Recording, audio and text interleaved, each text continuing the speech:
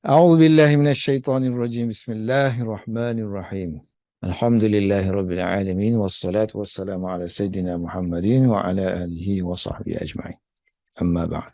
Bentuk i'rab isim mu'rab yang ketujuh. Isim itu isim mu'rab. Kemudian nauk dia lah kan. Sekarang ni nauk yang ketujuh. Jenis i'rab. I'rab, jenis i'rab isim mu'rab. Yang ketujuh, as-sabi'u. An yakuna raf'u. Rafa'nya jadi dengan takdir. Maknanya sebelum ni i'rab ada dua jenis. Satu yang bentuk lafzi. Maknanya nampak lah. Dulu dia tak menulis. Dia bercakap. So bila bercakap maknanya didengari. Lafaz tu dituturi. So dia gunalah istilah lafaz. Dilafazkan. Baris tu dilafazkan. Baris hadapan, baris atas, baris bawah, bagi huruf yang di belakang tu dizahirkan, ditalafuzkan, disebut. So jadilah dia lafzi. Kalau tak nampak, tak dituturkan, tapi dia ada, so kita panggil takdiri. I'rab ada dua jenis, satu bentuk lafzi, satu jenis takdiri. Yang lafzi ni yang sebelum ni lah. Sekarang ni masuk yang takdiri. Sebab tu dia kata yang ketujuh ni ialah rafa' secara takdir. Dirafa'kan dengan takdir dhammah. Ad-dhammati. Kalau rafa' tanda dia dhammah waw dengan alif kan. So maknanya ini dilafazkan ataupun ditulis, nampak. Yang ni pun nampak, yang ni nampak. So kalau nampak, lafaz lah. Sekarang ni rafa' tanda dia ni tak nampak. So bila tak nampak, takdir lah. Takdir, kalau di situ kes dia sepatutnya dhammah, tapi tak nampak, kita kata takdir adanya dhammah. Kemudian, oleh kerana i'rab ni mesti ada tiga kan? Rafa', nasab, jar. Tiga. An yakuna an-nasbu. Wan nasbu bitakdir, kalau nasab dengan takdir baris fathah. Maknanya kalau yang ada baris fathah, yang sepatutnya berbaris fathah, sekarang ini tak nampak, so kita kata takdir lah. Takdir ada di situ, baris fathah. Kalau jar pun takdir juga. As-sabi' an yakuna al-jarru. Wal jarru ditakdirkan dengan tanda kasrah.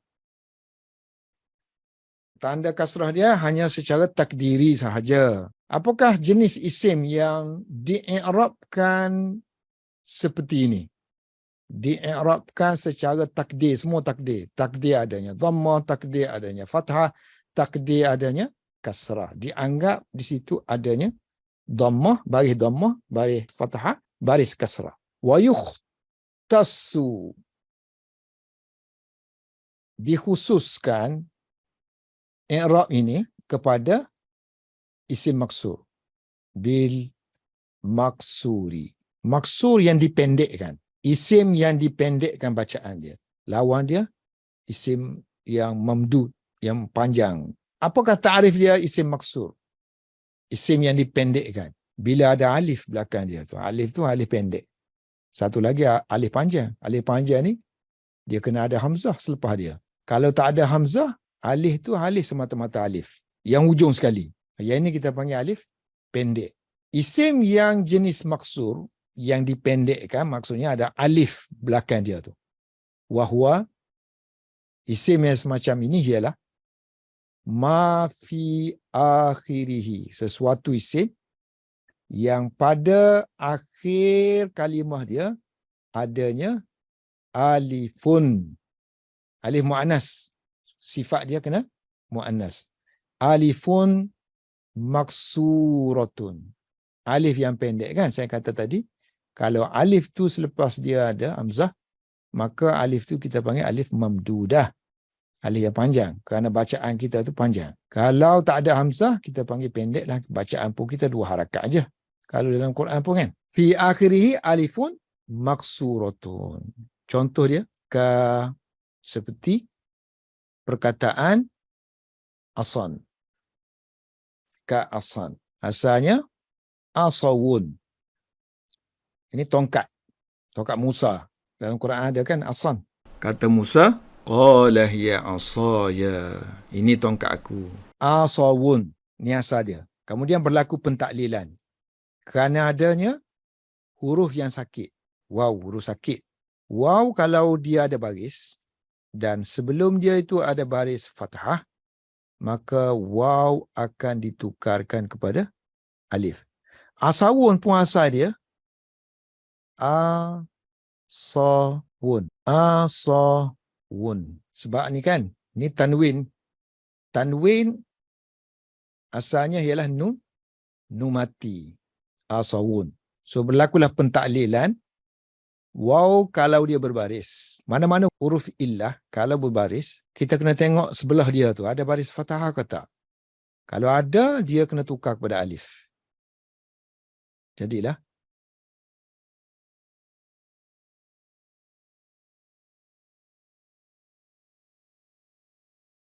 asan. So asalnya asan lah. Ni, yang ni asalnya. Okey, sekarang ni alif bagi mati. Nun pun bagi mati. 2 huruf berbaris mati tak diizinkan dalam kalimah Arab. So, kena buanglah. 1. Buang yang sakit. Alif tu sakit. Jadilah asan. Bacanya gini, tulisnya gini. Bacanya gini, tulisnya gini. So, ni alif ni. Alif tu alif tanwin kita panggil. Kalau dalam keadaan nasab. Kalau dalam keadaan rafa' dan jar, alif tu alif yang ganti waw lah. Yang waw yang ditukar kepada alif. Ka asan. Jadi alif tu tak ada kan? Mana alif ada? Alif tak ada. So takdir lah. Takdir ada. Alif tu kan gugur. So takdir ada alif di situ. Sebab kita tak boleh atas nun tu. Nun tu bukan kalimah yang asal. Ke asal dia ain, so, waw. Dan waw tukar kepada alif. Nun tu kita panggil nun tanwin lah. Dia hanya di-attachkan kepada kalimah untuk menunjukkan bahawa kalimah tu betul-betul isim. So maknanya kalau perkataan asan ni, dia sentiasa bunyi asan je. Jadi ketika rafa' pun baca asan, ketika nasab baca asan, ketika jar pun baca asan. Jadi baris asal tu iaitu dhammah, fathah, kasrah. Huruf akhir dia tu kan alif kan. Alif yang gugur tu. Kan alif yang gugur tu asal dia kena bagi hadapan gitu. Asal gitu. Kemudian bagi atas gitu. Bagi bawah gitu kan. Sepatutnya gitu kan. Tapi alif ni jenis tidak boleh terima baris. Kita panggil uzur. Dia uzur. Uzrun. Sebab tu dalam kitab sorah dia tulis li ta'adzuri ataupun dalam i'rab kan. So dia kata sebab apa kita takdirkan dia tu dhammah li ta'azzuri. Kerana uzur untuk menanggung baris. Disebabkan dia urus sakit. Jenis tak? Bukan. Jenis alif tu jenis dia tidak boleh menerima baris. Kalau yang berbunyi tu dia tulis alif tapi berbunyi bunyi a i u. Artinya ini hamzah. Kan setengah-setengah manuskrip zaman dulu, dia tak ada beza. Alif dengan hamzah tak ada beza. Dia tulis alif aja. Pandai-pandailah kamu baca berbunyi ke tak berbunyi. Kalau berbunyi, artinya itu hamzah. Zaman sekarang ni mudah lah. Bertopi. Tapi kalau orang tak tahu nahwu sorah, kelak kabut juga. Sepatutnya tak masukkan topi, dia masukkan topi. Jadi sebab tu orang dulu, dia tak ada. Topi tak ada. Pandai-pandai kamu baca. Kerana kitab India yang saya belajar dulu. Langsung tak ada hamzah. Pandai-pandai kamu baca. Sebab tu dia ajar ilmu sorah dulu. Ilmu nahwu dulu supaya kita boleh tatbik. Apply kan apa yang kita belajar tu dalam masa pembacaan kita. Tengok ni ila kan. Kalau zaman dulu mana ada tu hamzah topi-topi, tak berubah topi. Ka'asan satu. Wabi. Baik, seterusnya. Wabil mudhaf. Dikhususkan, yang pertama dikhususkan kepada isim yang jenis maksur. Yang kedua dikhususkan kepada isim yang mudhaf, yang diidhafahkan, yang disandarkan kepada ila ya'il mutakallim. Ya mutakallim ni maksud dia my lah. Kalau bahasa Inggeris my. Bahasa Arab guna ya gitu. Kalau kita ada kitab, book. Kitab saya, my book. Arab dia terbalik. Jadi book my. Ini book. Ini my. Book my. So dia kata, mana-mana isim yang diidhafahkan kepada ya mutakallim. Tak kira lah macam gulam. Sini dia bagi gulam. Kita ada gulamun. Hamba. Ataupun budak. My servant. Tambah ya lah. So ikut kaedah Arab. Kalau masuk ya ni hilang tanwin. Kemudian ya ni kena bagi bawah. Kerana nak mengharmoni hubungan dengan ya. So ya ni dia punya tabiat dia nak kepada bagi bawah sebelum dia. Baru lancar. Jadi sebut gulami. Okey, tengok sekarang ni. Mim tu kasrah. Siapa yang mengkasrahkan dia? Tak ada amil pun. Sedangkan kita belajar nahwu, sebelum ni kita kata, mesti ada amil. Mesti ada amil yang menjarkan dia kan? Mesti ada amil yang menjarkan dia. Mi tu, dia baca mi tu. Baris mi belakang tu. Mana amil dia? Mana ada huruf jabi ke? Ataupun ada mudhaf sebelum dia? Tak ada kan? Jadi sebelum masuk dalam ayat yang menyebabkan baris jadi berubah, dia awal-awal lagi dia berubah dah. Awal-awal lagi dia berubah dah. Seolah-olah macam bila digabungkan dengan ya ni, dia automatik akan menjadi satu gabungan yang khusus dengan baris bawah. Dan baris ni tak boleh diganggu dah. Jadi kalau kita masuk B contohnya kan, B kan, B ni akan membaris bawahkan mi lah. Akan jadi dua lah baris pula mi. Gula mimi. Gula mimi. Dua-dua baris. Mana ada? Bahasa Arab atas satu huruf ada dua baris. Jadi sebab tu kita kata, i'rab ni i'rab secara takdir. Baris yang dia asal tu, baris bawah tu, kerana hubungan dia dengan ya untuk mengharmonikan dua huruf yang bertemu tu. Harmonikan dia kan. Adapun ba yang nak kepada baris bawah, dia i'rab dia secara takdir je lah. Yang ni pun uzur juga. Kenapa tak boleh dizahirkan baris kasrah yang diakibatkan oleh adanya huruf jar? Kerana uzur lah. Kerana yang ni nak layan yang ni dulu. Dia wajib kekalkan. Maknanya dia dah sebelum masuk dalam ayat lagi semua orang baca macam tu. Tak boleh usik. Jadi kita raikanlah hubungan sebelum dia masuk ayat tu. Jadi uzur lah kan. Berlaku keuzuran untuk menzahirkan, mentalafuzkan baris yang disebabkan oleh amin. Yang apabila kalimah gulami ini masuk dalam ayat. Jadi dia kata mana-mana kalimah yang diidhafahkan, yang ni dia jadi mudhaf, dia disandarkan kepada ya. So ya tu akan jadi mudhafu ilaih. Dan idhafah tu dia kata bukan jenis yang ghairi, bukan diidhafahkan kepada jamak muzakkar salim. Ila jam'il muzakkari as-salimi. Jamak muzakkar salim macam ni. Muslimuna. Muslimuna. Kemudian dia gabung dengan ya. Ya tu mana my kan? My Muslims. Brother. So kalau gini kan, nanti sini kena buang nanti. So bila sini kena buang, nanti waw bergabung dengan ya pula. Sakit sama sakit. Berlaku lagi perubahan. Yang ni nanti ketukar lagi kepada ya pula.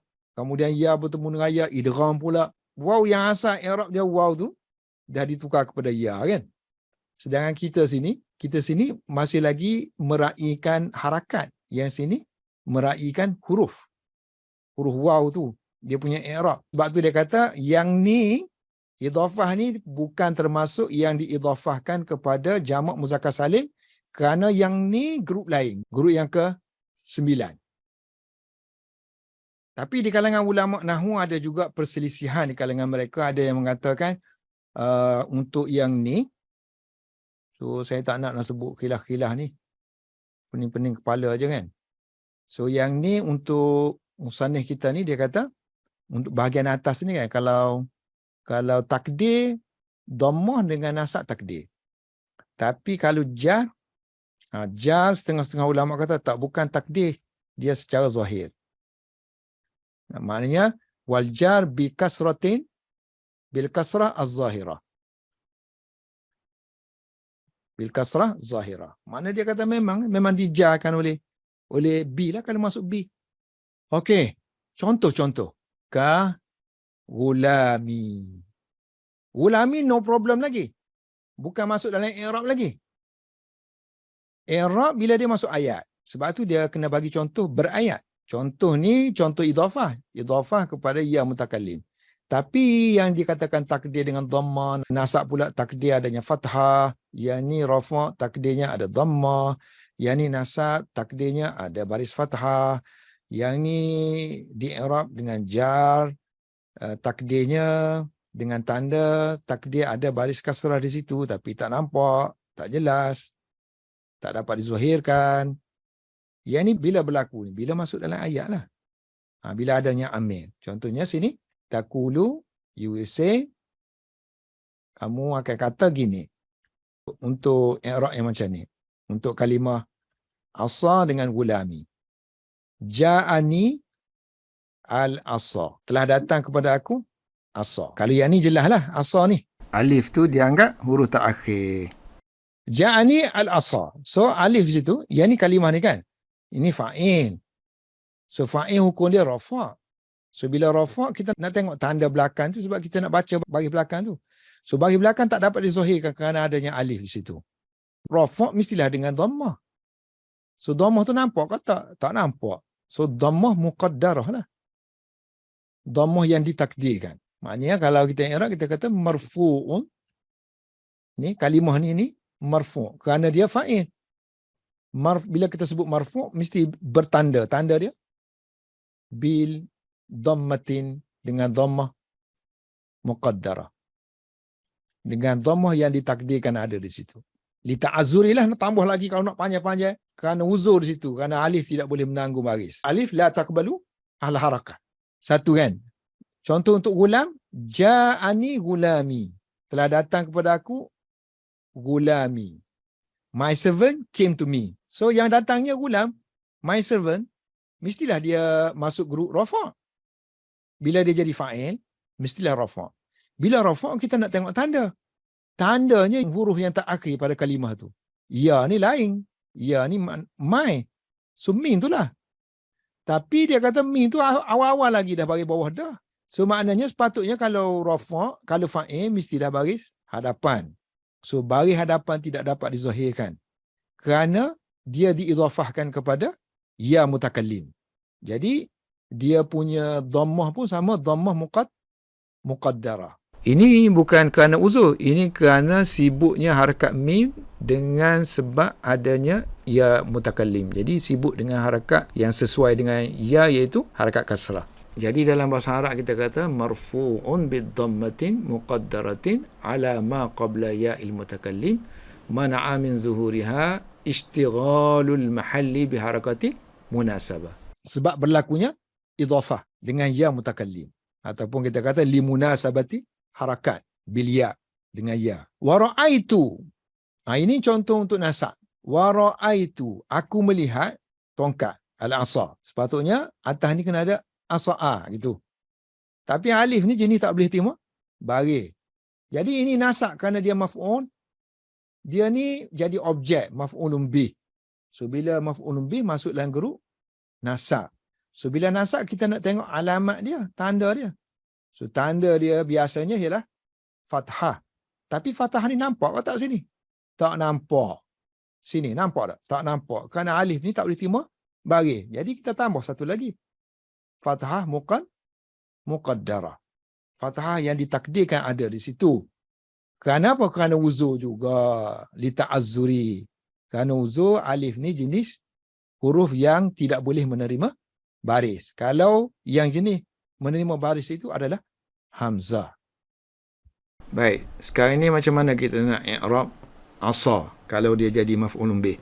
Tengok dalam tu, kita kata asa maf'ulun bih, mansubun, dinasabkan.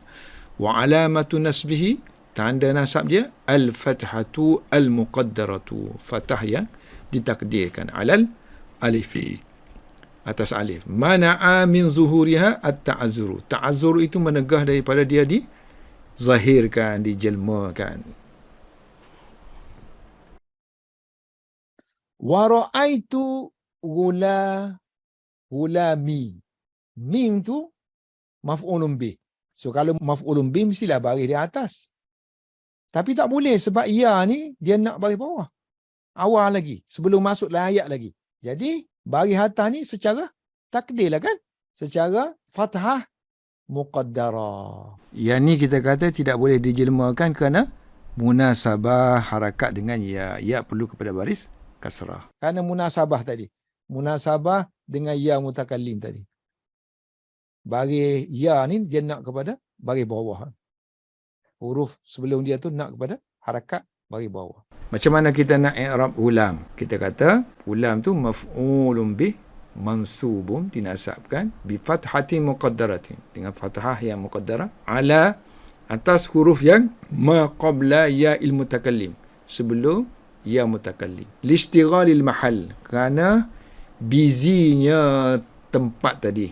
Tempat ulam tu dia busy dengan bil kasrah, dengan kasrah yang al-munasibah, yang sesuai dengan li ya'il mutakallim, dengan ya mutakallim. Okey, yang ni contoh untuk jar. Marartu, aku melalui. Pakai bi lah. Aku melalui asa. Aku melalui tongkat. Ada tongkat di tengah jalan tu, aku lalu. Melintasi dia. Bi ni huruf jar. Huruf jar ialah amil. Bila ada amil, adanya ma'mul. Kalau kita guna istilah amil, dia ma'mul. Kalau kita guna ini jar, ini istilah dia majrur. Bila kita sebut majrur, mesti ada tanda dia. So, tanda dia biasanya kasrah kan? Ni, kasrah. Sepatutnya baris alif tu, baris kasrah. Tapi alif sejenis huruf yang tidak boleh menerima baris. Uzur. Ada keuzuran. Jadi, harakat dia sini ialah harakat kasrah muqaddarah. Dia majrur. Majrurun bi kasratin muqaddaratin. Majrur dengan baris kasrah yang ditakdirkan ada di sini. Li ta'azzuri. Kerana uzur, alif tidak boleh menerima baris. Wa gulami. Marartu bi gulami. Aku melalui orang gaji aku ataupun hamba aku. Walaupun ada bar di sini, tapi dia kata sebelum dia masuk dalam ayat, dia dah, mim tu dah baris bawah dah. Jadi tak mungkin akan adanya dua baris. Mimi. Tak mungkin. Jadi baris yang diakibatkan oleh bar tadi telah ditakdirkan. Ditakdirkan ada. Kasrah muqaddarah. Tidak dapat dizahirkan harakat pada mim itu kerana busy-nya mim dengan harakat yang sesuai dengan huruf ya selepasnya. Iaitulah harakat kasrah. Jadi, mana-mana kalimah yang kita jumpa nanti yang ada sejenis macam ni, so kita masukkan grup nombor 7 lah. I'rab dia. Termasuklah alif yang ada ya tak bertitik, macam rahan. Wallahu a'lam bis-shawab.